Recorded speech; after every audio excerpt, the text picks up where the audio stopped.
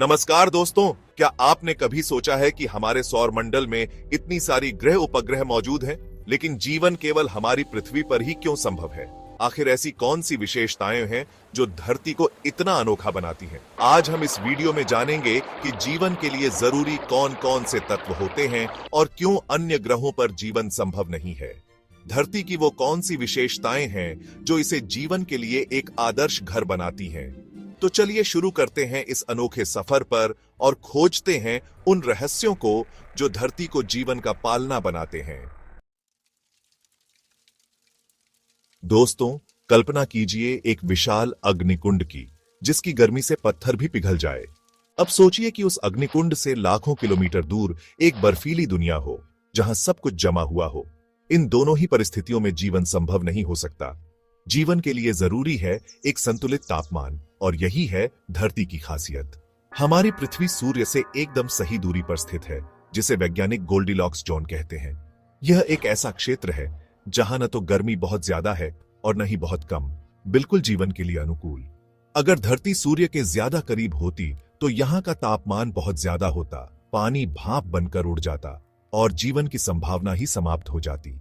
इसके विपरीत, अगर धरती सूर्य से बहुत दूर होती तो पानी बर्फ में बदल जाता और जीवन फिर भी संभव नहीं होता। लेकिन हमारी पृथ्वी वह भाग्यशाली ग्रह है जो सही स्थान पर है, जिससे यहाँ का औसत तापमान 15 डिग्री सेल्सियस के आसपास रहता है, जो जीवन के लिए एकदम उपयुक्त है। अगर हम अपने सौरमंडल के दूसरे ग्रहों को देखें, मरुस्थलीय मंगल ग्रह से लेकर अत्यधिक गर्म शुक्र ग्रह तक, तो हमें एहसास होता है कि यह तापमान संतुलन कितना दुर्लभ और कीमती है। यह गोल्डीलॉक्स जोन हमें याद दिलाता है कि जीवन कितना नाजुक है और हमें अपनी इस अनोखी पृथ्वी का कितना ध्यान रखना चाहिए। दोस्तों, पानी, यह शब्द सुनते ही हमारे मन में एक ठंडक, एक ताजगी का एहसास होता है। लेकिन क्या आप जानते हैं कि यह साधारण सा दिखने वाला पदार्थ जीवन का आधार है? धरती पर जीवन की उत्पत्ति ही पानी में हुई थी, और आज भी हर जीवित प्राणी को जीवित रहने के लिए पानी की आवश्यकता होती है। पृथ्वी का लगभग 71% हिस्सा पानी से ढका हुआ है। यह विशाल नीला विस्तार हमें अंतरिक्ष से एक चमकते हुए रत्न की तरह दिखाई देता है। लेकिन पानी सिर्फ सुंदरता का प्रतीक नहीं है, यह जीवन का रसायन है। पानी एक बेहतरीन विलायक है। इसका मतलब है कि यह अन्य पदार्थों को अपने अंदर घोल सकता है। यह गुण रासायनिक अभिक्रियाओं के लिए बहुत महत्वपूर्ण है, जो जीवन के लिए आवश्यक है।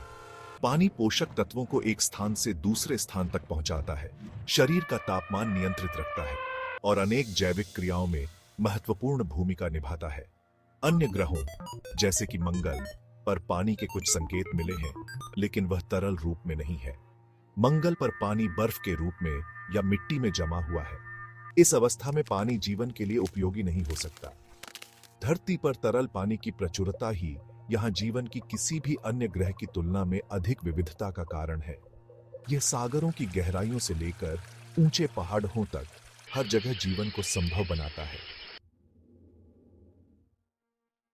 दोस्तों, जरा एक गहरी सांस लीजिए। आपने जो हवा अंदर खींची, वह सिर्फ खाली जगह नहीं है। यह विभिन्न गैसों का एक अद्भुत मिश्रण है, जिसे हम वायुमंडल कहते हैं। और इस मिश्रण में एक गैस ऐसी है जो हमारे लिए सबसे ज्यादा महत्वपूर्ण है, ऑक्सीजन। पृथ्वी का वायुमंडल हमें सिर्फ सांस लेने के लिए ऑक्सीजन ही प्रदान नहीं करता, बल्कि यह हमें सूर्य से आने वाली हानिकारक पराबैंगनी किरणों और अंतरिक्ष से आने वाले उल्कापिंडों से भी बचाता है। यह एक सुरक्षा कवच की तरह काम करता है, जो हमें निरंतर खतरों से बचाता रहता है। हमारे वायुमंडल में 78% नाइट्रोजन, 61% ऑक्सीजन और अन्य गैसें होती हैं, जो जीवन के लिए आवश्यक हैं। यह संतुलन लाखों वर्षों में विकसित हुआ है और यह जीवन के लिए एकदम सही है। लेकिन सभी ग्रह इतने भाग्यशाली नहीं हैं। शुक्र और मंगल पर भी वायुमंडल तो है, लेकिन वहां या तो जहरीली गैसें हैं या वायुमंडल इतना पतला है कि वह जीवन के लिए अनुपयुक्त है। शुक्र का वायुमंडल कार्बन डाइऑक्साइड से भरा हुआ है, जो एक ग्रीन हाउस गैस है और इस ग्रह को अत्यधिक गर्म बना देती है। हमारा वायुमंडल हमें एक अदृश्य लेकिन महत्वपूर्ण रूप से जीवन देता है। यह हमें सांस लेने के लिए हवा, सुरक्षा और एक स्थिर जलवायु प्रदान करता है। ये एक नाजुक संतुलन है जिसे हमें सुरक्षित रखना होगा। दोस्तों, क्या आपने कभी सोचा है कि हमें सूर्य की तीव्र गर्मी और हानिकारक किरणों से कौन बचाता है? यह काम करता है धरती का एक अदृश्य कवच, चुंबकीय क्षेत्र। धरती एक विशाल चुंबक की तरह काम करती है।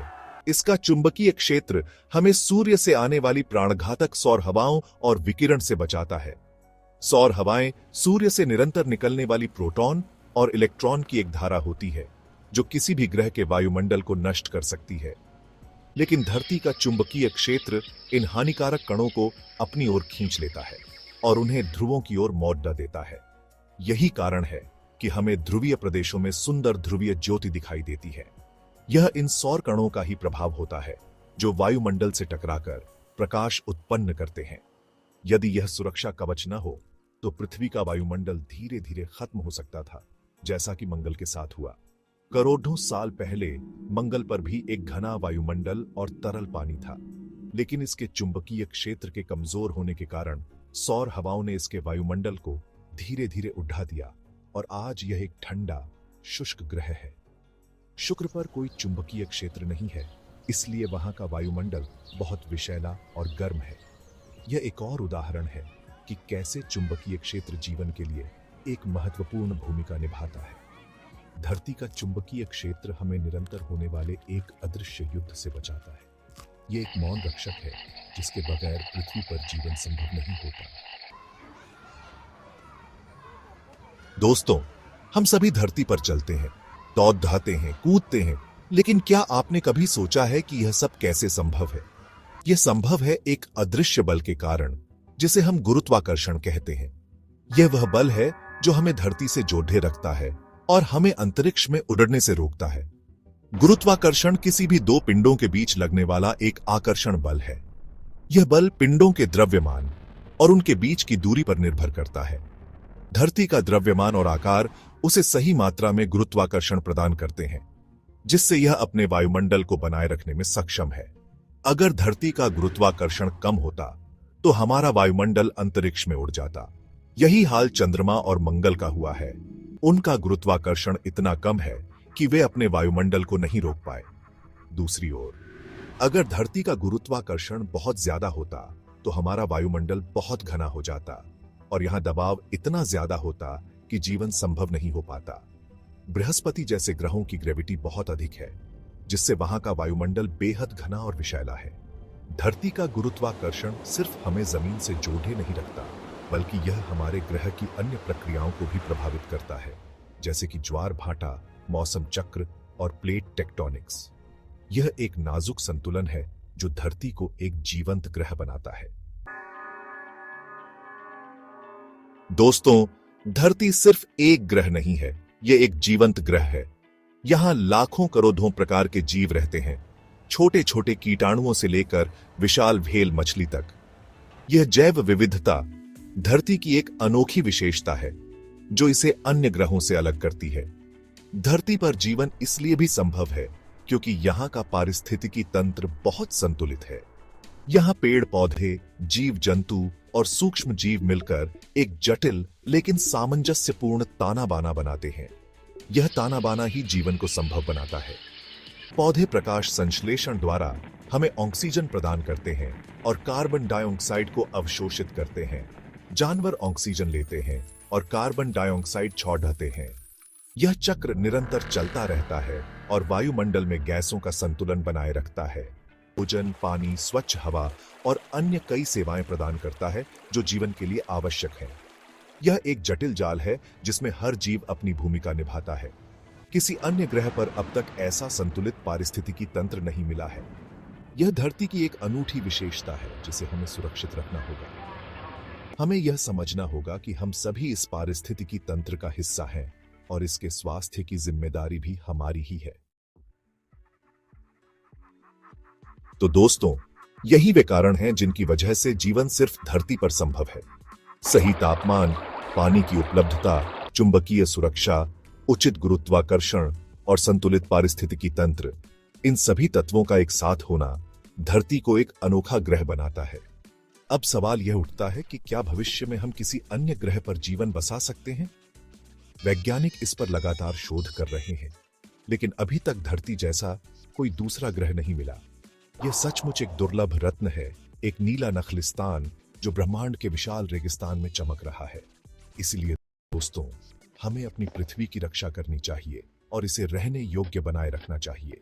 यह हमारा कर्तव्य है कि हम आने वाली पीढ़ियों के लिए इस अद्भुत ग्रह को सुरक्षित रखें।